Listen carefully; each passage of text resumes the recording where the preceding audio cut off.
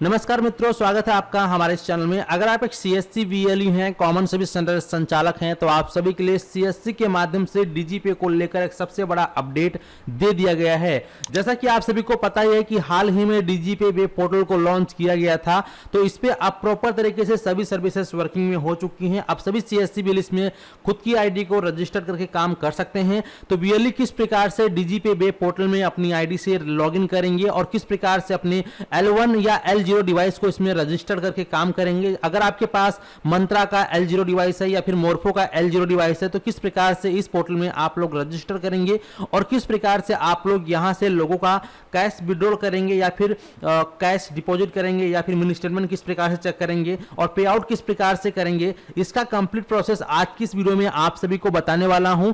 DigiPay web portal का complete training आज की इस वीडियो में आपको मिलने वाला है, तो वीडियो को शुरू से लेकर अंत तक देखिएगा, क्योंकि इस वीडियो में आपको मैं आईडी रजिस्ट्रेशन लॉगिन करने से लेकर और पैसे को अपने बैंक अकाउंट में पे आउट करने तक का कंप्लीट प्रोसेस दिखाने वाला हूं। तो सबसे पहले आपको सीएससी के माध्यम से डीजीपे वेब पोर्टल को चलाने के लिए आपको अपने गूगल के क्रोम ब्राउजर में सर्च कर लेना है dgpweb.csccloud.in, या इसका लिंक मैं आपको अपने वीडियो के डिस्क्रिप्शन बॉक्स में दे दूंगा। उस पर क्लिक करेंगे, आप सभी के सामने इस प्रकार से पेज आ जाएगा। यहां पे आपको लॉगिन बटन पे क्लिक करना है। जैसे ही आप लॉगिन बटन पे क्लिक करेंगे तो आपका अगर सीएससी आईडी आपके ब्राउजर में सेव है तो ऑटोमेटिक ही वो कनेक्ट हो जाएगा और आपके इस प्रकार से इंटरफेस आ जाएगा। और अगर आपका सीएससी आईडी पासवर्ड आपके ब्राउजर में सेव नहीं है तो कोई दिक्कत नहीं, आपसे आपका आईडी पासवर्ड मांगा जाएगा, तो अपनी सीएससी आईडी और पासवर्ड डालेंगे। इसके बाद फिर आपके सामने इस प्रकार से इंटरफेस आएगा। आप यहां पे मोबाइल नंबर को चूज करेंगे, सेंड ओटीपी पे क्लिक करेंगे तो आपका रजिस्टर्ड मोबाइल नंबर जो सीएससी में रजिस्टर्ड मोबाइल नंबर है उस पर एक ओटीपी आएगा 6 अंकों का, वो ओटीपी आपको यहां पे डालना होगा। तो फाइनली हमारे पास जो है ओटीपी आ चुका है। ओटीपी यहां पे टाइप करने के बाद सीधा हम यहां पे लॉगिन बटन पे यानी कि प्रोसीड बटन पे क्लिक करेंगे। तो जैसे ही आप प्रोसीड बटन पे क्लिक करते हैं तो आप सभी इस प्रकार से अपनी आईडी के माध्यम से इसमें लॉगिन हो जाएंगे। अब लॉगिन होने के बाद आपके पास जो फिंगरप्रिंट डिवाइस है, L0 डिवाइस मोर्फो का है या फिर मंत्रा का है या फिर L1 डिवाइस है या फिर आपके पास जो भी डिवाइस है, तो उसको किस प्रकार से रजिस्टर करना है। जैसे कि हमारे पास मोर्फो का L0 डिवाइस है, जो कि अभी 10 दिन पहले या एक हफ्ता पहले हमारा डिवाइस इसमें वर्क नहीं कर रहा था।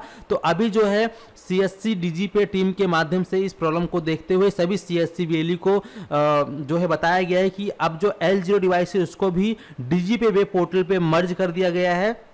तो इसीलिए अब आप लोग अपनी L0 डिवाइस से भी इसमें एक्सेस करके काम कर सकते हैं। तो हमारे पास फिलहाल अभी मंत्रा का L0 डिवाइस है, चलिए मोर्फो का L0 डिवाइस है, किस प्रकार से उसको रजिस्टर करना है।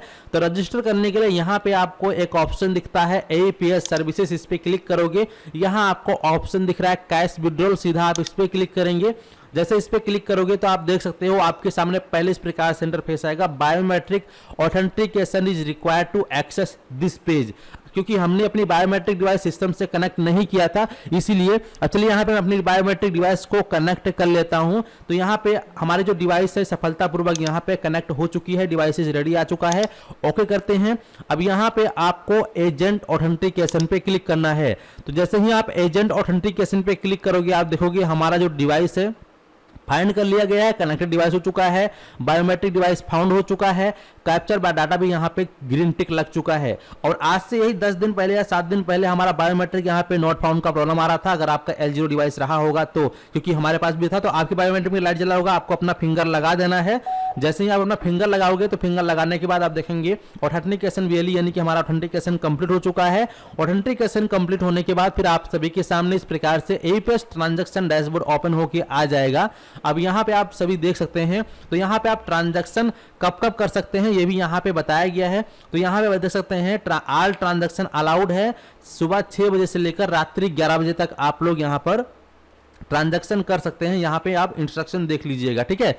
अब जैसे कि मान लीजिए हमें कैश विड्रॉल करना है किसी कस्टमर का, तो कैश विड्रॉल करने के लिए सीधा आप यहाँ पे बैंक ऑप्शन पे क्लिक करेंगे। इसके बाद वह उसका कौन सा बैंक अकाउंट है वो आप यहाँ पर सर्च कर सकते हैं या फिर आप सेलेक्ट भी कर सकते हैं। देखिए हमारा पंजाब नेशनल बैंक है, हमने इसको सेलेक्ट कर लिया। अब इसके बाद यहाँ पे कस्टमर का आधार कार्ड नंबर डालेंगे। आधार कार्ड नंबर डालने के बाद फिर यहाँ पे आपको ऑप्शन मिल रहा है कस्टमर का मोबाइल नंबर डालने का। तो यहाँ पे फिर आपको कस्टमर का मोबाइल नंबर डालना है। इसका जो भी यहाँ पे अमाउंट आपको निकालना है उसके बैंक अकाउंट से, वो अमाउंट आप यहाँ डालेंगे। देन आपको फिर यहाँ पर आई एक्सेप्ट पे क्लिक करना है। तो यहाँ पे हमने अमाउंट 1000 डाल दिया क्योंकि हमें 1000 विड्रॉल करना है कस्टमर का। इसके बाद हम आई एक्सेप्ट पे क्लिक करेंगे। क्लिक करने के बाद यहाँ पे आपको ऑप्शन मिल रहा है कस्टमर स्कैन एंड प्रोसीड, तो इस पर आप क्लिक करोगे। इस पे क्लिक करोगे तो इस बार जो है आपके बायोमेट्रिक की लाइट एक बार फिर से जलेगा और कस्टमर का आपको फिंगरप्रिंट यहाँ पे लगवाना होगा। उसके बाद जाके आपका आधार प्रमाणीकरण कंप्लीट होगा। ठीक है, तो यहाँ पे कस्टमर का फिंगर हम लगवा लेते हैं। कस्टमर का फिंगर यहाँ पे लग चुका है। लगने के बाद आप देख पाएंगे ऑटोमेटिक यहाँ पर जो आपका पेमेंट है ट्रांजैक्शन के लिए प्रोसेस हो चुका है और आप देख सकते हैं हमारा जो ट्रांजैक्शन है सक्सेस हो चुका है। आपको जब ट्रांजैक्शन यहाँ पे प्रोसेसिंग हो रहा हो तो आपको अपने ब्राउजर को रिफ्रेश वगैरह कुछ नहीं करना है। फिंगर लगाने के बाद चुपचाप शांति से वेट करना है जब तक ऑटोमेटिक कुछ कंप्लीट नहीं हो जाता है। ठीक है, तो यहाँ पे आप देखोगे हमारा जो ट्रांजैक्शन रिसिप्ट है आपके सामने देख सकते हैं, हमारा 1000 रुपये अमाउंट यहाँ पर आ चुका है। टोटल बैलेंस कस्टमर के अकाउंट में भी कितना है वो आप देखेंगे तो यहाँ पर कस्टमर के अकाउंट में टोटल भी 28,000 रुपये है। हमने यहाँ पर 1000 रुपये निकाला है और यहाँ पे आपका CSC ID आपका नाम आ जाएगा। इसके बाद यहाँ पे देखेंगे कि आपको जितना अमाउंट आपने निकाला 1000 तो उस पर आपको कमीशन कितना मिला है। इन हैंड यहाँ पे आपको कमीशन भी मिल गया है 3 रुपया 92 पैसा यहाँ पे हमें कमीशन मिला है, यानी कि 1000 रुपये के अमाउंट पे हमें 3 रुपये 92 पैसा का यहाँ पे हमें कमीशन मिला है और ये कमीशन हैंड टू हैंड आपको मिला है और ये आपके यहाँ पे देख सकते हैं वॉलेट में ऐड भी हो गया। 1003 रुपया 72 पैसा यहाँ पे हो चुका है। बाकी का जो 20 पैसा होगा वो शायद TDS वगैरह जो भी GST वगैरह वो कट गया होगा। ठीक है, तो इस प्रकार से देख सकते हैं हमारा जो अमाउंट है सफलतापूर्वक आ चुका है हमारे वॉलेट में। अब हमें इस अमाउंट को अपने बैंक अकाउंट में किस प्रकार से लेना है। ठीक है, क्योंकि हमने निकाल तो लिया लेकिन अपने बैंक अकाउंट में तो लेना पड़ेगा ना। तो इसको अपने बैंक अकाउंट में आपको लेने के लिए सीधा पहले तो डैशबोर्ड पे क्लिक करोगे। डैशबोर्ड पे क्लिक करने के बाद यहाँ पर आपको कई सारे ऑप्शंस देखने को मिलेगा, तो इन्हीं में से आपको एक ऑप्शन दिखाई देगा पे आउट का। आप यहाँ पे पे आउट पे क्लिक करेंगे। पे आउट पे क्लिक करने के बाद यहाँ आप देखेंगे अमाउंट पे आउट पूछ रहा है, तो यहाँ पे आप कितना अमाउंट लेना चाहते हैं। तो आपके वॉलेट में यहाँ पे कितने रुपए है, 1003 रुपये है। तो हमें जो 1000 रुपये हमने निकाला हमें 1000 रुपये चाहिए, तो हम यहाँ पे क्लिक करते हैं। ठीक है, या फिर आप यहाँ पे देख सकते हैं अमाउंट इज इनवैलिड प्रॉब्लम आ रहा है, तो चलिए हम यहाँ पे खुद से टाइप कर देते हैं। तो यहाँ पे हमने खुद से टाइप कर दिया है। अब इसके बाद यहाँ पे हम NEFT को सेलेक्ट करेंगे। अगर आप IMPS को सेलेक्ट करेंगे तो यहाँ पे जो चार्ज होता है 5 रुपये प्लस 18% GST, जैसे कि यहाँ पे लिखा है IMPS चार्ज 5 रुपये प्लस 18% GST आपका कटेगा अंडर 25,000 रुपीज़ की अगर आप करते हैं IMPS।